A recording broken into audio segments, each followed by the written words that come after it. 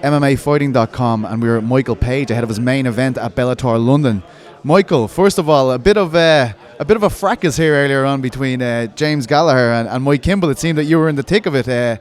What happened from your angle there? It was all a bit hostile when we got on the scene. It is what it is. We'll move past that. The story will come out, I'm sure. Okay. Now, first of all, I've got to ask you, your opponent changed at the 11th hour here, basically. Was there any fear that you wouldn't get an opportunity to fight in front of your London crowd? I mean, was that ever a possibility? I'm sure there isn't a huge queue of people lining up to fight you when something like this happens. Yeah, not the names that people want to see. So, yeah, and I understand why. It's very difficult to train for someone at my ability in 2 weeks.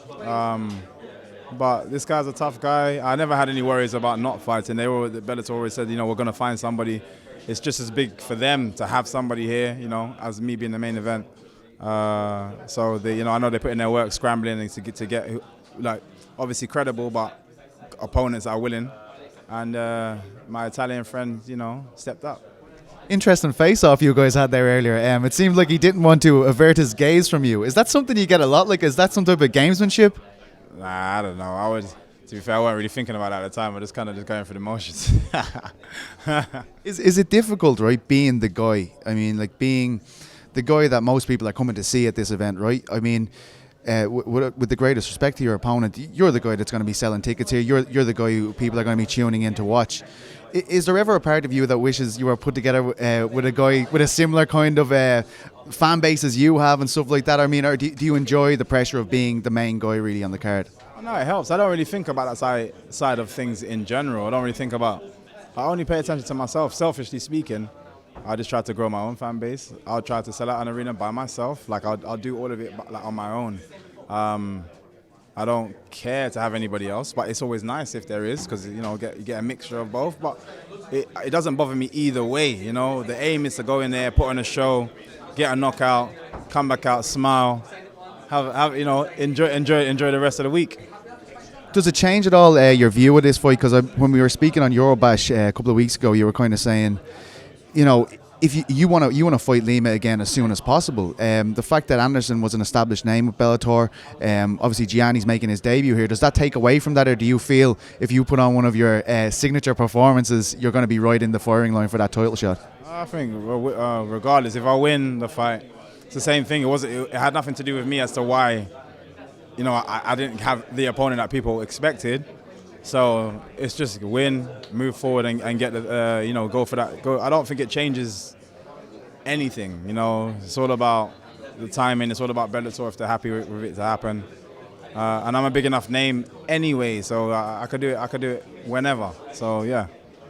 Are you aware of your star-making potential? Like, I mean, when I look at this card, I think it's a huge spot for your teammate Mike Shipman and Fabian Edwards to be on a Michael Venom Page co-main event, because you'll get so many international viewers tuning in to see you. Are you aware that has a rub-off on these guys that are underneath you on the undercard? 100%. You know what? When I really noticed that I feel like Bellator need me in London. I noticed it when the last London card, where I wasn't able to fight because I had just finished the fight. They stacked that card. They had everybody on that card. And the place didn't have the same energy that it had when just me there. And now if you look at the main event, it's 3 fights. They don't need anybody else because I'm on the card. And they know that I'm going to bring people in. And as you say, it's going to get worldwide. It's going to go worldwide. So, I think I understand the power that I have. And the responsibility I have to, to as a role model for a lot of the guys and stuff. But it's weird because I don't really look at it. I'm just one of them. I'm everybody. I'm the same as these guys. I'm just enjoying my journey, having fun. Being such a guy who's synonymous with viral knockouts, it's your calling card basically. Is it irritating when you can't pull it off? Like when you get you might have won every round clearly, but you didn't get to put that exclamation mark on it. Do you go home after a win like that and you're going, wish I could have done something spectacular? Yeah, you'll never be upset, but because you've won, it's still progression. But I train hard and drill a lot of spectacular knockouts all the time. If people think I just throw it out like out of the blue, no. we drill these things over and over again. So I've got about 5, 6 things that people ain't seen before. If I land that, it goes super viral. Like there's going to be aliens hovering around just to get the better connection, just to watch that.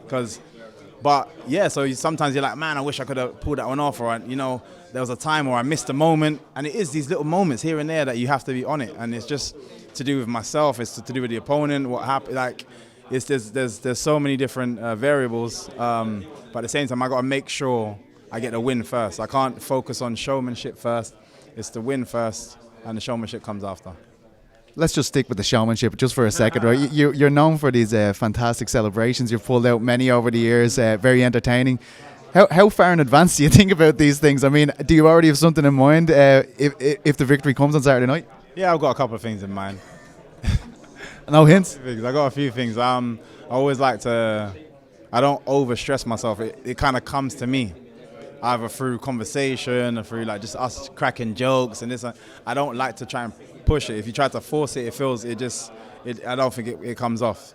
So I let it come naturally, and every time it's come naturally, I've done really well with it. So fair to say that you're expecting 2 big wins for London shoot fighters on the main and co-main.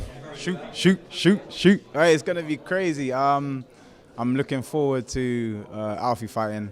He's in great shape right now. He looks amazing, amazing talent.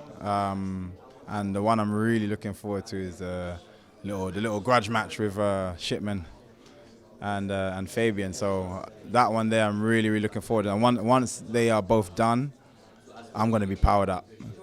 And so, like, the second I see their hands raised, I'm just going to be so pumped to just put the cherry on top for everybody in our team.